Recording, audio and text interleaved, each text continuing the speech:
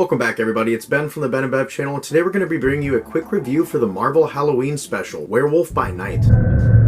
Werewolf by Night is the directorial debut of Michael Giacchino, normally known for composing soundtracks such as The Batman, Thor Love and Thunder, Spider-Man No Way Home, and he finally gets a chance to score a movie as well as direct. And off the drop I can go ahead and say he appears to know his way around a camera. He did a really great job with this film in possessing that 1930s black and white horror feel. The cast was also phenomenal in encompassing that atmosphere blended with that Marvel sense of humor. Gael, Garcia, Bernal did a phenomenal job as Jack Russell. The stuff that they did with his character as well as Donnelly as Elsa Bloodstone, and having all of these monster hunters from an alternate universe where it's just monsters and monster hunters show up to this mansion and try and compete to fight the biggest monster of them all to gain the Bloodstone, some type of weird infinity stone for the monsterverse, I guess. It's also the only thing in color in the film for a big chunk of it. It's a big red stone. I thought the way they utilized that one color was very well done. It's not just the directing that's phenomenal here too. Giacchino did a great job with the score once again. The theremin combined with a lot of other old horror tropes and a little bit of flamenco guitar mix for a really interesting environment for this 52-minute special. And even though it's 52 minutes, it really feels a lot longer. It feels like a full hour and 20-minute long film. Did a great job with that nostalgia, a little bit of a modern satire on it. The ties to the rest of the MCU are pretty vague. It overall leads to a really fun experience with a new group of characters that you haven't had before. Jack Russell and Donnelly as Elsa Bloodstone in particular, definite standouts, with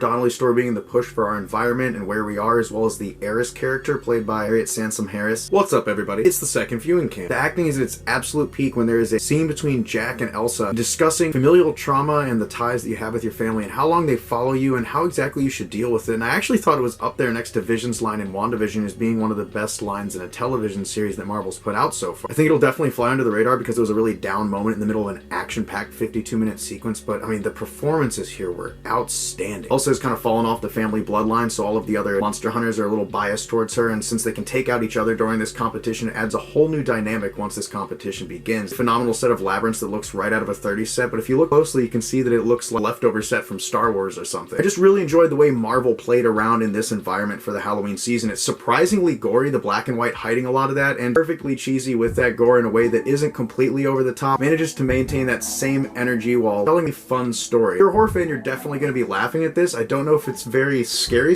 There's a couple jumps in there, but it's overall just a straight 52 minutes of fun and nostalgia. I absolutely loved it, and I think it's been one of the stronger offerings that Marvel's put on Disney Plus recently, and I've enjoyed a whole bunch of stuff. WandaVision, Loki, Moon Knight, Miss Marvel have all been peak television for me, so that's saying something. This is a really interesting thing, and I would be really excited to see Marvel expand into this hour-long format going down the line. I think you can make a really tight, easily digestible projects this way, and I can definitely say that I got a new favorite big green monster in the MCU, and I'm even more enthralled whenever Michael Giacchino steps into that directing chair again. That little bit of vintage flavor, I'm digging it. Ted, I need more Jack, I need more Elsa, and the way they left it, you can tell they're definitely going to set up a lot more going on within this universe, and who knows, maybe they'll tie it to Secret Wars and all the other multiversal madness that's going on. Leave a like on the video if you enjoyed it. Welcome to spooky season. We'll see you guys next time. Ben and Bev out.